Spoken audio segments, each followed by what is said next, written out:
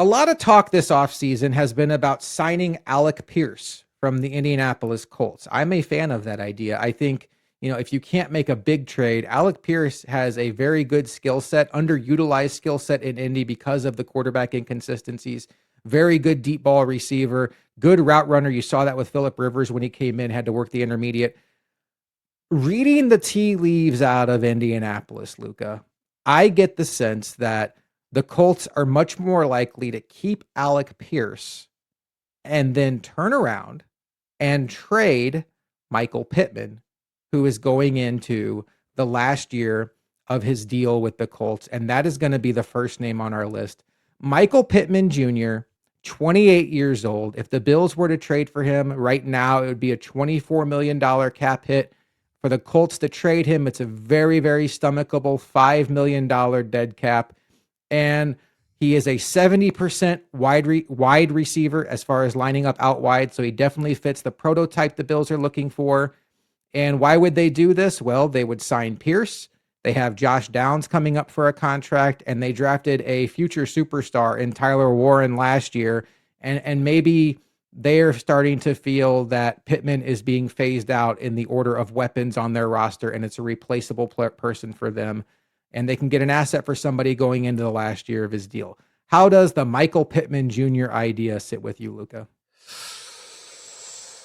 Ooh, we're starting with a real hard hitter here. Not someone that I believe truly moves the needle enough. What I believe Michael Pittman to be one of the best 2 or 3 receivers on the roster if they were to move for him? Yes. Would I believe that he could be a target man for this team enough to be depended on and leaned on to elevate the pass game? That's where I have my doubts. My key thing here is when I look at receivers, if you are going to make a trade to grab a receiver, and I'm sure this theme will continue as just for anyone that understands, I truly have no idea where Josh is going. I did not think Michael Pittman was going to be number 1 off the board, although had a sneaky suspicion he'd be one of the 10. And these are not in any order, by the way. Yeah. Just for reference. Well, if you're doing Michael Pittman, I would hope to God it's not in any order. Michael Pittman, just the one key thing, going back to it, is separation, elite route running, things of that nature. When I look at Michael Pittman, that does not scream to me someone that is a separator in the NFL, someone who is known to be able to create space through high-end route running capabilities and stuff of that. Michael Pittman, I think, would be a better contested catcher than most of the other pass catchers on this roster, Keon Coleman included.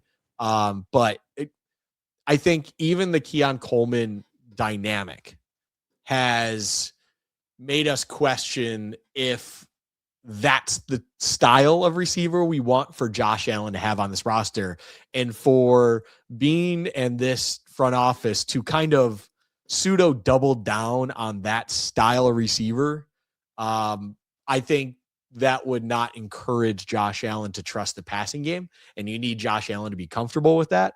And he definitely, whether it's right or wrong, has a comfort level where he would much rather prefer to see someone looking like they have the ability to get open to then be able to throw to them, even in contested situations. Michael Pittman does not move the needle enough, if at all, for me to even want to explore moving legitimate assets. And by legitimate, I'm not talking a first-round pick or anything. I mean, just you are moving assets to acquire this player. I don't see where that makes sense. Yeah, I'm giving this one a big thumbs down.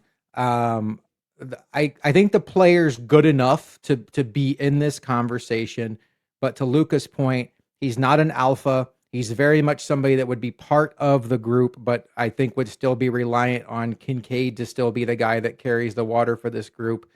And there's just a couple of things that don't line up for me with Pittman. He's going to be 29 in October, and he's going into the last year of his deal. If you trade for him, that $24 million cap hit has to be adjusted. But the only way you can adjust a cap hit on a player on the last year of his deal is extending his contract. And I'm not overly interested and extending Michael Pittman at the wide receiver market value at the age 29, locking into age 30, age 31, age 32 of Michael Pittman. So I think we're seeing eye to eye there.